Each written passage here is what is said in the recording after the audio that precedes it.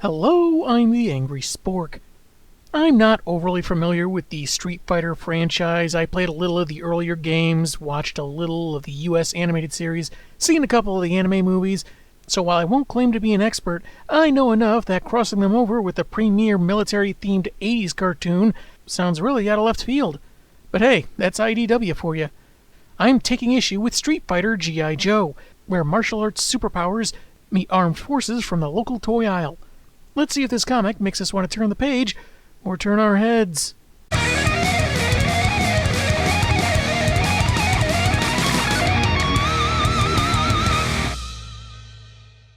Issue 1's cover looks like it's intentionally meant for a game, and it really works to that effect. A grainy background with a stone-like texture to it as two villains watch heroes from each franchise take each other on. There are a bunch of alternates too.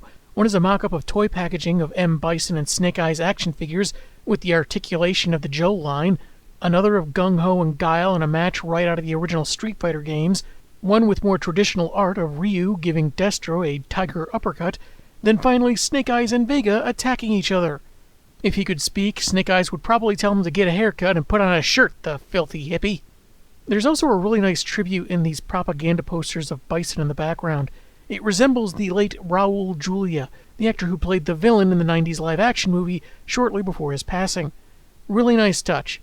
Written by Aubrey Sitterson, with art by Emilio Liso and David Garcia Cruz, the credits page shows us several characters to expect, though a couple I don't recognize, so they must be more recent than 1997. Anyway, we begin the World Warrior Tournament that's already finished the qualifying rounds and starting the 8 finals. Meaning there's a lot of bouts we didn't see, so either the writer decided to drop us right here to begin the story, or this comic was somehow preempted by a NASCAR race and they're just picking it up already in progress. Yeah, put a pin in that, I'll get back to it a little later. I'm assuming the other matches were held somewhere else if Shadaloo's head honcho M. Bison is welcoming the combatants to his country now. Baroness is setting up Crimson Viper, with the only advice she can offer: win at all costs like she's been paid to do. You'll have no idea how badly Cobra can review bomb your website. She also warns to expect betrayal, especially from Destro, who's sponsoring the tournament through his weapons manufacturer, Mars Industries. For now, it's enough Viper concern herself with her opponent, everyone's favorite silent ninja. As their match begins, Viper goes for a judo move. Judo! But she's surprised at how fast Snake really is. What? Ninjas can't counter judo! Cheat code! He's using a cheat code!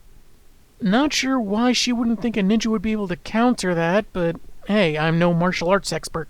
In any event, tiring of his blocks and deft evasion, she goes for some energy attacks, finally managing to get in a couple good hits, apparently intense enough that the mute Joe mutters in punctuation marks. However, Snake dodges her final strike, drawing a pair of kunai and swiping at the energy surrounding her hands, which is bad, I guess, because the blue glow is gone as Snake Eyes roundhouse kicks her to take the win. Baroness protests the use of the blades, but Bison, sitting next to Destro above the ring, admits he's turning a blind eye to the weapons, like he is with the battlesuit technology that Viper used. Hey, if they banned the use of lethal weapons, someone would just complain about the lack of protective gear and emergency medical staff, how broken bones and lacerations are going untreated, and soon enough, the whole thing is a hugging contest between people in padded bodysuits. Is that what you want? Despite this embarrassing failure, Baroness holds out hope, both because Destro is apparently still into her, and her confidence that she can win the next match against the rotund Rufus, who's busy making out with his girlfriend. Rufus, self-taught expert in kung fu and mojo. Then we can track down Fat Bastard, get my mojo, go back to my place, hop on the good foot and do the bad thing. Yes. Candy, self-taught expert in Rufus. A self-taught class that nobody else wanted to take, and yet she's still buried under mountains of student loan debt. The fight begins with Rufus bragging about how irresistible he is to women, even suggesting a 3-way, since his gal is so open-minded. No, no, no, no, no, no, no, no, no, no, no, no, no, no, no, and no. And Baroness clocks him in the face. A couple more hits and he's on the ground, Baroness feeling she's won and asking how this guy has made it so far. But to her surprise, he hops back onto his feet, attributing the beatdown to a fluke, and launches rapid-fire strikes courtesy of his charisma. He finishes with his Big Bang Typhoon attack, winning the match. Hating to see her suffer, Destro approaches to help her up, but Anastasia demands the weapon. She's the jealous type after all, and wonders why Chrome Dome is spending so much time with M. Bison. "You need a big, strong man to help you handle things?" Phrasing? As Cobra Commander must have told her, one-on-one combat is the only way to fuel this mysterious weapon, and only Bison and his organization can facilitate that, for now. Baroness accepts this, as well as Metalface's offer to have a seat with him on the dais, now that she's been eliminated. Wow, she sure is a cheap date. Next up, Gunner/Cook Roadblock is confirming that no, he didn't read the intel from headquarters about his opponent's Hakan, the Turkish oil wrestling master and president of his own culinary oil company, who steps into the ring with a cask of his product. Family owned and operated, small batch, artisanal, organic, cruelty-free, and vegan. Cruelty-free? How good can this oil be if it hasn't been subjected to even a little bit of emotional abuse? Red skin, light blue hair, helmet with strange ports on his skull. Are we sure this isn't a stand from JoJo's Bizarre Adventure that got lost? Anyway, the match starts and he charges Block, offering him a consolation barrel of oil, but the Joe gives him a couple jabs, then a right hook, in a really cool scene, like he's instantly dominating the brawl. But when this knocks the Crimson Wrestler back, he lands on and breaks his barrel, covering him in oil. He figures this will work to his advantage, show the power of the world's finest martial art and its finest cooking oil. Then Roadblock, taking Gung-Ho's advice to keep a distance and protect his hands, pulls a machine gun from nowhere and starts firing away, looking like he just took a hit of some Joker toxin. I'm gonna go ahead and give you a pass because you have murder eyes. Seriously, it's one thing to love what you do, but does that mean you have to look certifiably insane while doing it? I guess all that oil makes him faster than multiple speeding bullets, because he evades the ammunition, slides over to knock Roadblock down, and pins him down in a tight squeeze. Our bald bruiser can't breathe, but I imagine anyone would make this face while hoping the other guy doesn't let loose a massive fart. The pressure eventually causes Block to shoot out of the ring, hitting a wall head first, breaking it. But because I guess this is working on Dragon Ball Z physics, he doesn't have a scratch on him, let alone a cracked cranium. Take that, physics. He's curious what the deal is with this oil that gave his opponent such a massive edge, and tastes some that got on his arm. It's so amazing, Roadblock seems to have forgotten his loss and gets a huge smile on his face, wanting Hakan's oil for his kitchen. I won't be convinced how good this stuff is until Jordan Howlett tries some and he throws his glasses across the room at least 3 times. Next is Jinx vs. Ryu, the one match predicted on the cover, which starts out much more traditional, bare-bones martial arts compared to the other matches. When it appears she's losing her cool, Ryu tells her to calm down, because ordering someone to calm down always calms them down, right? And to remember her training. She hits him with a Shoryuken, which agitates him enough that he briefly changes, his hair turning red, a sign that he's succumbing to the Satsui no Hado, aka Surge of Murderous Intent. But he takes his own advice and chills out, saying this is why Jinx was chosen. But her test isn't quite over. He throws a wide Hadoken, grazing her leg, and she doesn't like that he seems to be going easy on her. They launch flying kicks at one another with a nice dramatic freeze-frame panel as they make contact. But upon landing, it's Jinx who takes the victory. She thanks him for the match and promises she'll be careful in the future, and Ryu says he'll be watching and won't hesitate to take action. Meanwhile, Bison assures Destro that it is working perfectly and will be ready when he enters the ring. He's got a giant movie screen to play an extended cut of Legend of Chun-Li, hoping to get everyone else to forfeit. Afterward, there's a letter from the writer, explaining his excitement at IDW calling him to write this story, finding the commonality between the two worlds, how to make a good fight scene that isn't just about trading punches, and praise for the artists. Then we get a couple pages explaining how previous matches went, since, they couldn't show every single fight throughout the entire thing, who was pitted against each other, who won, like Rock and Roll losing to M. Bison. Poor Rock and Roll never stood a chance. Bison's more of a smooth jazz guy, oddly enough. All in white text, which really isn't great to read when a portion of the pages have lighter orange-yellow background colors. Seriously, I wish the comics would stop doing stuff like this. have a black background for white text, or just keep the text black. Issue 2's cover has more characters fighting, but not anything we'll see in the book. And Cammie's blank stare is unnerving. She's either befuddled that Scarlet dodged her, or... Crazy eyes?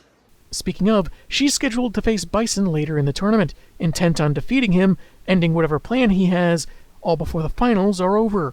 Guile, while hopeful she's successful, is wary since the Dictator and his new pal Destro put them all in the same division for a reason.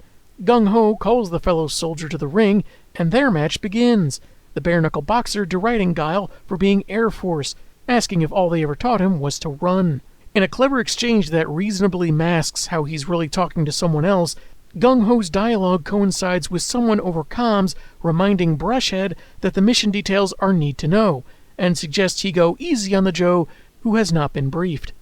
Guile answers, "Nope," before using a backward body slam on his opponent. Worth the court-martial! Despite cracking the likely stone floor, this only dazes Gung-Ho, who draws out his combat knife and gets in a slash on Guile's shoulder. While this proves the Joe more formidable than expected, Guile tells the voice in his ear he doesn't need them to activate Plan B, which is sending in Gung-Ho's mother to scold him for leaving his bunk a mess and dragging him back to Joe HQ by the ear to clean it up.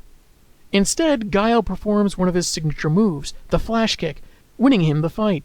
He helps the sergeant up and compliments him, and they part amicably, as Chun-Li wants to check that knife wound.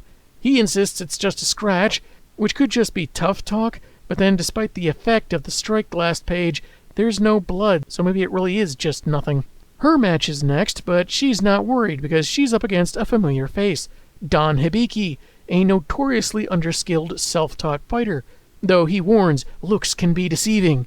And with that, he's immediately trounced by Chun-Li, who gets in several hits before sending him into a car that's just there right outside the ring. Someone didn't tip the valet, I see. He tries countering with a Gakoden, similar to the Hakoden, but it falls flat at the target's feet. She revs up her spinning bird kick, and I'd normally crack a joke about Don, a guy with an overabundance of confidence that borders on stupidity, ineffectual attacks, and known to be someone that's rarely won, mostly due to luck, would be what you'd get if Ryu were invented by James Tiny IV, because that's me and I just can't help myself at this point. But I won't say that, because Don surprises everyone by catching Chun-Li's leg, kneeing her back, and pinning her down, claiming victory, as it's actually Zartan, Cobra's master of disguise. Cammie is incredulous that this isn't against the rules, but Guile reminds her that previous opponents have used various weapons like blades, guns, battlesuits, and oil. And yet I had to throw out a perfectly good set of nail clippers at the entrance. What's up with that? Also, that's a lot of bandaging for just a scratch. Anywho, it seems this victory was intended by their hosts, and even if it's just down to the two of them, Cammie's still planning on getting her pound of flesh from Bison. The next match is between Cobra co-workers, Storm Shadow and Head of Security Crocmaster, as well as his emotional support predator Emmylou. Per Cobra Commander's orders, it's Crockers that'll be assisting Zartan in the quarterfinals. If the ratings for the tournament dip, you'll have to perform that dance number we rehearsed. This means the ninja will have to take a dive, and he affirms he'll do what needs to be done. Honoring the Gator wrestler's request to make it look good, Shadow starts rather aggressively, already knocking his opponent down, despite Baroness wanting the goon to still be able to fight later. When Emmylou is sicked on him, a dodge leaves him open to CM's whip pulling him down, and he only manages to avoid getting chomped by sticking his nunchucks vertically into the beast's maw. Crocodiles have a bite force from 3,700 to about 5,000 psi, so unless those are some super sci-fi metal chucks, this probably doesn't buy him as much time as he thinks. As Crocmaster charges, the ninja's flying knee to his face takes him out and ends the match, and I like how the O in KO is nicely encompassing his designer belt buckle. This, of course, upsets Cobra's plans, and thus upsets Anastasia, who asks the ninja what he thinks he's doing, and he just repeats what he said earlier, that he's doing what needs to be done. Well, someone just got himself kicked off the company Christmas card. Guile and Chun-Li are advising Cammie how big and strong, yet very fast, M. Bison is, but considering she's harboring blood vengeance against the guy for using her as a slave, I'd wager she has a pretty good idea what he's capable of. She calls him out for their match, and the despot is all too prepared, punching a hole into his throne to reveal a device that his attendants put on his back. It's called a Psycho Drive, similar to others used in Street Fighter media to channel and store psychic energy and enhance his own powers, but this one was specifically designed by Destro, fueled by the previous fights, and keyed specifically to Bison's biosignature. Guile tells the voice on the comms this is what he's been fearing as the next match begins. Charged with psycho energy, he easily avoids Cammy's attacks as she recalls what he did to her, kidnapping, brainwashing, enslavement, but he mocks that she seemed to enjoy it because we need further evidence that he's evil. With all this power, it's not enough to beat her, he wants to destroy his ex-minion, throwing her to the ground from maybe 8 or 10 feet in the air, and disregarding her death threat as he picks up the little girl and delivers an energized punch to her gut. Despite this giving him the win, he follows up with a savage pummeling that stuns and horrifies everyone, even villains like Baroness. Before he has a chance to finish her off, he's stopped by Destro, telling him that's enough, and the issue ends on his smirk, that no, it's never enough. Murder is like Pringles to this guy, he just can't help himself. And, I suppose just for fun, there's a bracket set up to show which fighters were eliminated, and who's facing who next, all color-coded by issue. Finally, there's a 2-page spread featuring Joe-style info cards of Guile, Cammy, Chun-Li, and Bison, because why not? We've gotten a taste of the purpose behind this tournament, the weapon our heroes are up against, but we still have the quarterfinals to get through and more mystery to unravel. Tune in next time for more outlandish moves and surprising matchups. I'm the Angry Spork, and man, have I got issues.